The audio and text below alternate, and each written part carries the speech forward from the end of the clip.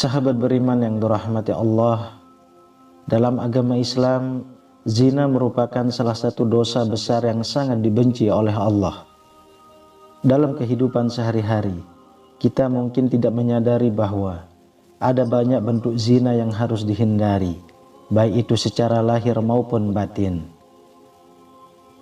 Pada kesempatan kali ini kita akan membahas larangan-larangan dan konsekuensi dari berbagai bentuk zina dalam Islam. Kita akan melihat betapa pentingnya menjaga hati, pikiran, dan perilaku kita agar terhindar dari perbuatan yang melanggar aturan agama. Yang pertama, zina qalbi, yaitu zina yang terjadi dalam hati. Al-Quran dalam surah Al-Baqarah ayat 235 memberikan penekanan yang kuat terhadap pentingnya menjaga kebersihan hati. Dengan firman Allah, dan ketahuilah bahwa Allah mengetahui apa yang ada dalam hatimu, maka takutlah kepadanya.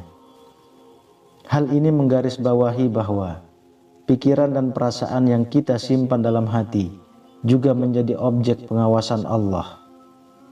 Dalam hadis yang diriwayatkan oleh Bukhari dan Muslim, Rasulullah menjelaskan, sesungguhnya di dalam tubuh ada segumpal daging. Jika ia baik, maka baiklah seluruh tubuh. Dan jika ia rusak, maka rusaklah seluruh tubuh. Ketahuilah bahwa itu adalah hati. Dari kedua kutipan ini kita memahami bahwa menjaga kebersihan hati adalah kunci utama dalam menghindari zina qalbi. Karena hati yang suci akan menghasilkan perbuatan baik, sedangkan hati yang tercemar akan menghasilkan perbuatan buruk. Dengan demikian, pemahaman tentang zina qalbi menjadi pondasi penting dalam memahami zina dalam Islam secara menyeluruh.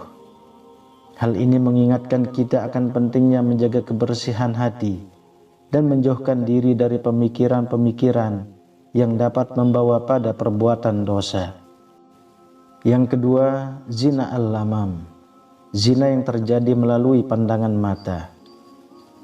Al-Quran dalam surah An-Nur ayat 30 menegaskan pentingnya pandangan.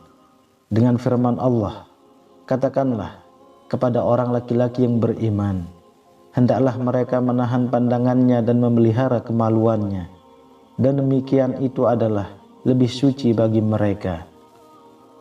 Ayat ini menegaskan bahwa menjaga pandangan mata merupakan bagian dari kesucian yang dianjurkan oleh Allah bagi orang-orang yang beriman.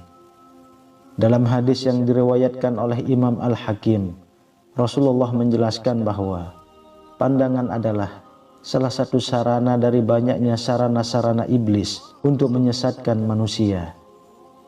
Rasulullah juga menekankan bahwa meninggalkan pandangan yang tidak senonoh karena takut kepada Allah akan mendatangkan keimanan yang manis dalam hati seseorang. Dari kutipan Al-Quran dan hadis di atas, kita memahami bahwa menjaga pandangan mata merupakan bagian integral dari menjauhi zina dalam Islam. Pandangan yang tidak senonoh dapat membawa seseorang pada dosa zina, baik secara langsung maupun tidak langsung. Oleh karena itu, kesadaran akan pentingnya menjaga pandangan mata menjadi kunci dalam upaya menghindari tergelincirnya diri ke dalam perbuatan yang tidak diinginkan. Yang ketiga, mari kita telaah zina lisan, yang merupakan zina yang terjadi melalui ucapan. Al-Quran dalam surah Al-Isra ayat 53 menegaskan pentingnya menggunakan kata-kata yang baik dan benar. Dengan firman Allah, dan katakanlah kepada hamba-hambaku, hendaklah mereka mengucapkan perkataan yang lebih baik. Ayat ini mengajarkan kepada umat Islam untuk senantiasa menggunakan ucapan yang baik, yang sesuai dengan ajaran agama dan norma-norma sosial. Dalam hadis yang diriwayatkan oleh Bukhari dan Muslim, Rasulullah memberikan arahan yang sangat jelas mengenai pentingnya berbicara dengan baik. Dengan sabda beliau, barang siapa yang beriman kepada Allah dan hari akhir, hendaklah berkata yang baik atau diam. Dari kutipan Al-Quran dan hadis di atas, kita memahami bahwa Zina lisan atau dosa yang terjadi melalui ucapan yang tidak senonoh atau menyakitkan sangat ditegaskan dalam ajaran Islam. Ucapan yang buruk dapat menyebabkan kerusakan yang besar, baik pada diri sendiri maupun pada orang lain. Oleh karena itu, penting bagi umat Islam untuk senantiasa berhati-hati dalam menggunakan kata-kata serta menjaga ucapan agar selaras dengan nilai-nilai Islam. Yang keempat, kita akan membahas zina telinga, yaitu dosa yang terjadi melalui mendengarkan hal-hal yang diharamkan. Al-Quran dalam surah Al-Hajj ayat 30 menasihati umat manusia untuk menjauhi perkataan dusta. Dengan firman Allah, dan jauhilah perkataan yang dusta. Ayat ini mengingatkan kita bahwa tidak hanya ucapan kita yang harus dijaga, tetapi juga hal-hal yang kita dengarkan.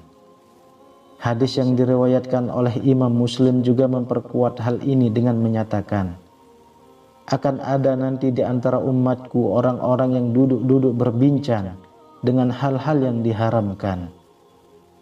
Rasulullah menegaskan bahwa mendengarkan pembicaraan yang tidak bermanfaat atau diharamkan adalah perilaku yang tidak sesuai dengan tuntunan Islam. Dari kedua sumber tersebut, kita memperoleh pengertian bahwa zina telinga seperti mendengarkan gosip, fitnah, atau pembicaraan yang menyesatkan sangat tidak dianjurkan.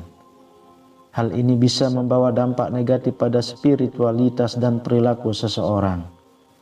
Oleh karena itu, sangat penting bagi setiap muslim untuk memilih secara bijak apa yang mereka dengarkan dan dari mana mereka mendapatkan informasi. Yang kelima, zina yadin, yaitu dosa yang terjadi melalui tangan. Al-Quran dalam surah Al-Isra ayat 32 menegaskan larangan mendekati zina. Dengan firman Allah, dan janganlah kamu mendekati zina. Sesungguhnya zina itu adalah suatu perbuatan yang keji dan suatu jalan yang buruk.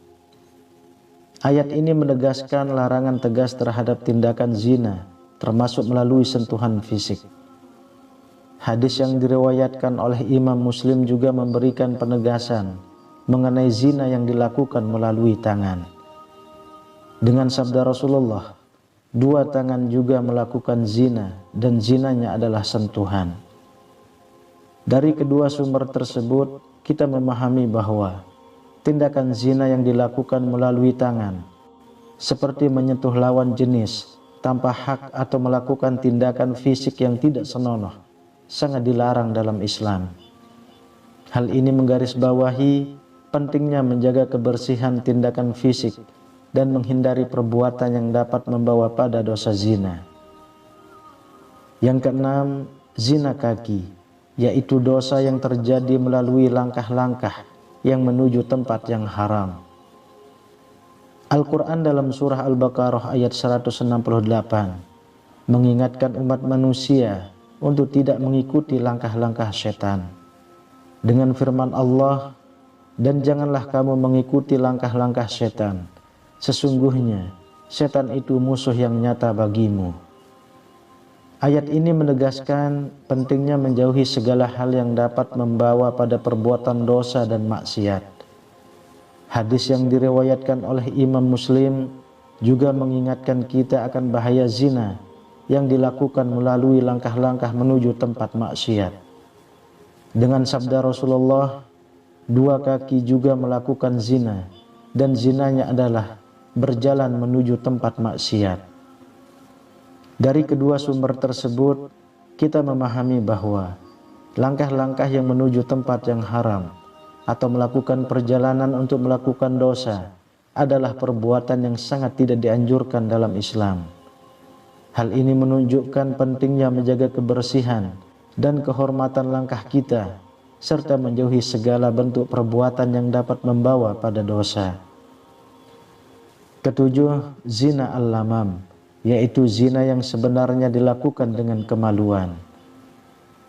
Al-Quran dalam surah Al-Furqan ayat 68 mengutuk perbuatan zina dengan tegas dengan firman Allah, dan orang-orang yang tidak menyembah Tuhan yang lain beserta Allah dan tidak membunuh jiwa yang diharamkan Allah kecuali dengan alasan yang benar dan tidak berzina.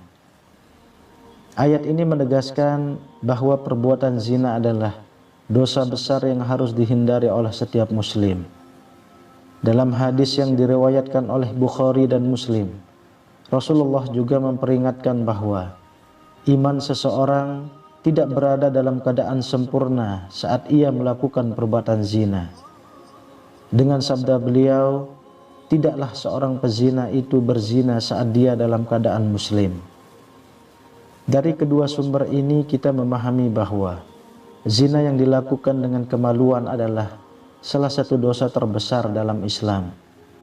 Hal ini tidak hanya merusak diri sendiri, tetapi memiliki dampak yang merusak masyarakat secara keseluruhan. Oleh karena itu, penting bagi setiap muslim untuk menjaga diri dari perbuatan zina dan selalu berusaha menjaga kesucian diri. Yang kedelapan, zina muhsan, yaitu zina yang dilakukan oleh orang yang telah bersuami atau beristri. Al-Quran dalam surah An-Nur ayat 2 menegaskan hukuman bagi mereka yang berzina, baik laki-laki maupun perempuan. Firman Allah Subhanahu wa ta'ala, perempuan yang berzina dan laki-laki yang berzina, maka deralah tiap-tiap seorang dari keduanya 100 kali dera. Dari ayat ini menunjukkan bahwa zina adalah dosa yang sangat serius dalam Islam dan dikenai hukuman yang berat. Dalam hadis yang diriwayatkan oleh Imam Muslim, Rasulullah menjelaskan hukuman bagi pelaku zina, baik yang belum menikah maupun yang sudah menikah. Beliau bersabda, ambillah dariku, sesungguhnya Allah telah menjadikan jalan bagi mereka perempuan yang berzina, yang belum menikah dengan belum menikah, hukumnya dicambuk 100 kali dan diasingkan selama 1 tahun. Dan yang sudah menikah dengan yang sudah menikah, hukumnya dicambuk 100 kali dan dirajam. Dari kedua sumber tersebut, kita memahami bahwa zina oleh orang yang telah bersuami atau beristri adalah pelanggaran serius terhadap norma-norma moral dan hukum Islam. Hukumannya sangat berat sebagai bentuk penegakan keadilan dalam agama Islam. Kesembilan, zina ghairu muhsan, yaitu zina yang dilakukan oleh orang yang belum bersuami atau beristri.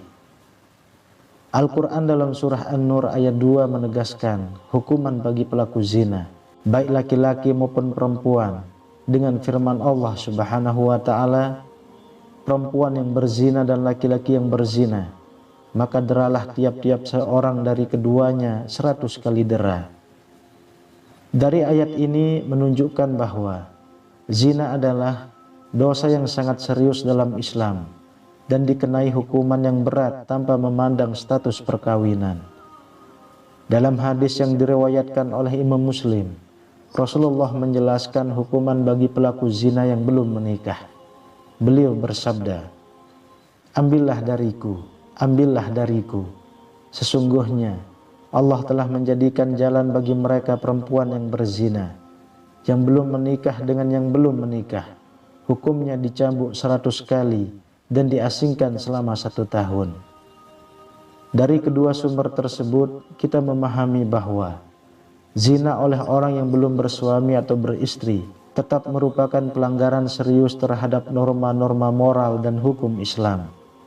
Hukumannya sangat berat sebagai bentuk penegakan keadilan dalam agama Islam. Kemudian yang ke-10, kita bahas zina perselingkuhan, yaitu pengkhianatan dalam pernikahan. Al-Quran dalam surah Al-Mu'minun ayat 8 menekankan pentingnya memelihara amanah dan janji. Dengan firman Allah, dan orang-orang yang memelihara amanat-amanah dan janjinya. Ayat ini mengingatkan bahwa setiap orang harus menjaga komitmen dan janji yang telah diucapkan termasuk dalam konteks pernikahan. Dalam hadis yang diriwayatkan oleh Imam Bukhari dan Muslim, Rasulullah mengingatkan bahwa setiap individu bertanggung jawab atas tindakannya. Dengan sabda beliau, setiap kamu adalah pemimpin, dan setiap kamu akan dimintai pertanggungjawaban atas yang dipimpinnya. Dari kedua sumber tersebut, kita memahami bahwa perselingkuhan merupakan bentuk pengkhianatan serius terhadap janji pernikahan dan amanah yang dipikul oleh setiap individu. Hal ini menunjukkan pentingnya menjaga komitmen dalam hubungan suami istri dan memperlakukan pasangan dengan kejujuran serta keadilan. Wallahu a'lam bishawab.